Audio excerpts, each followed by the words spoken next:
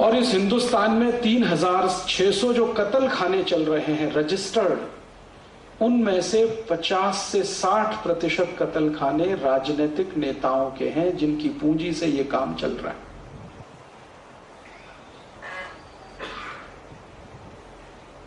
तो जब भी गोहत्या का विषय आता है संसद में, चिल्ला के खड़े हो जाते हैं, कहते हैं गोहत्या रुकनी नहीं चाहिए, और उसके विचित्र विचित्र तर्क देते हैं, कुतर्क करते हैं। जैसे एक कुतर्क करते हैं, महाराष्ट्र के भी कई नेता हैं, वो बहुत कुतर्क करते हैं। उनमें से एक नेता तो वर्तमान में कृषि मंत्री हैं।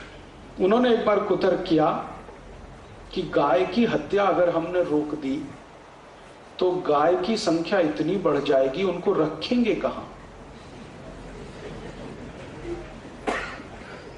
ये बयान श्री शरद पवार ने दिया और मुंबई में दिया, प्रेस कॉन्फ्रेंस में दिया। सौभाग्य की बात थी कि वो दिन मैं मुंबई में था जिस दिन उनका ये प्रेस कॉन्फ्रेंस में स्टेटमेंट आया। अगले दिन वो बयान की कॉपी लेके मैं चला गया मिलने उनसे। मैंने कहा कि आपने ये कहा है कि अगर गाय को हमने बचा लिया तो इनकी संख्या इतनी बढ़ जाएगी, इनको रखेंगे कहां।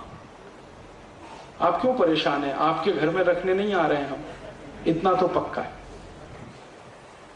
और अगर आपकी बुद्धि इतना ही काम करती है कि गाय को बचाने से उसकी संख्या बढ़ जाएगी, तो यही तर्क मनुष्यों पे भी लागू हो जाता है,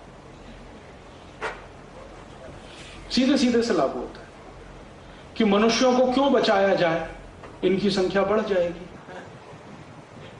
तो इसका माने मनुष्यों की संख्या कम करने के लिए कत्ल करवाइए इनका। तो उन्होंने दूसरी बात कही, चारा कहां से लाएंगे,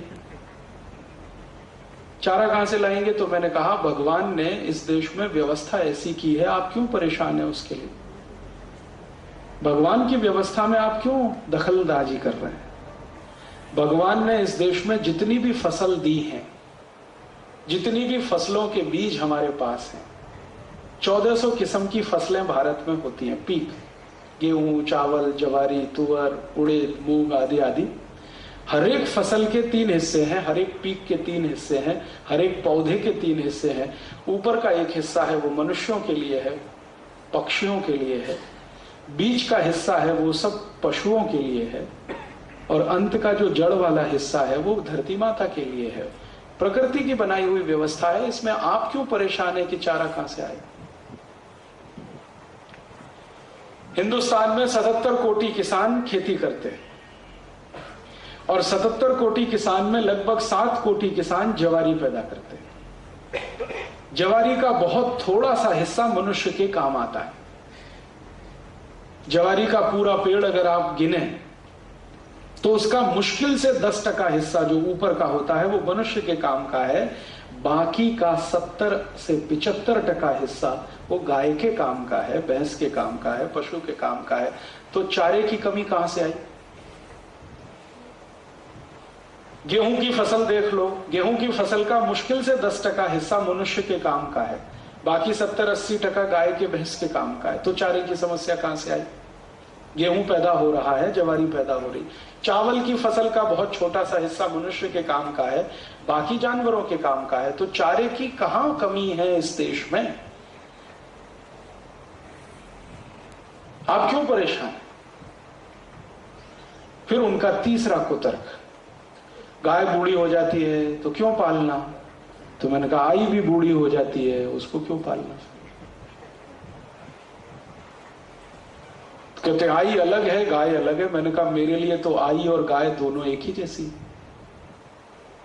क्योंकि बचपन से मैंने यही सुना है, गाय हमारी माता है, देश धर्म का नाता है। तो मेरे लिए तो आई और गाय दोनों शरीक ही है।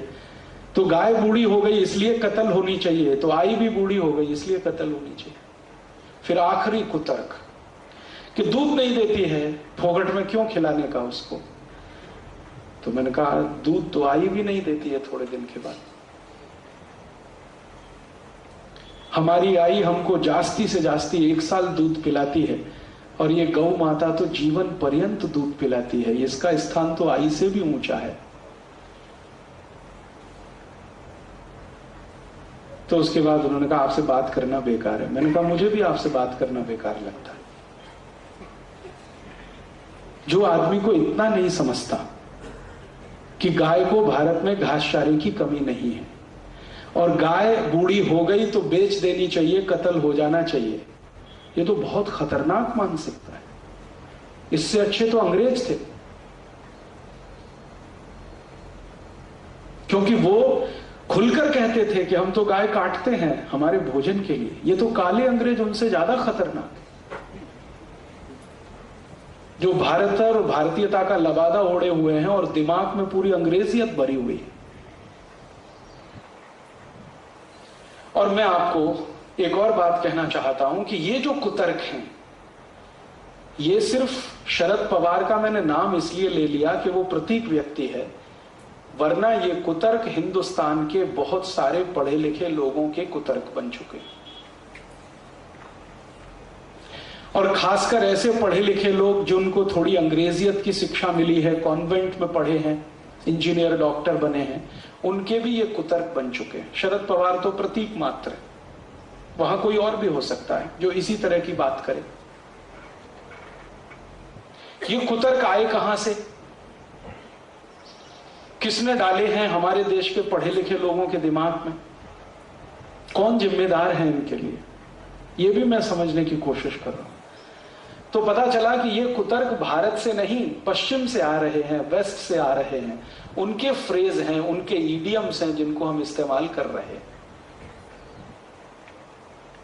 और इन्हीं कुतर्कों के आधार पर भारत में सरकार चलाने वाले लोग और सरकार चलाने के लिए मदद करने वाले अधिकारी दोनों मिलकर गाय की हत्या करवाने में लगे हुए हैं।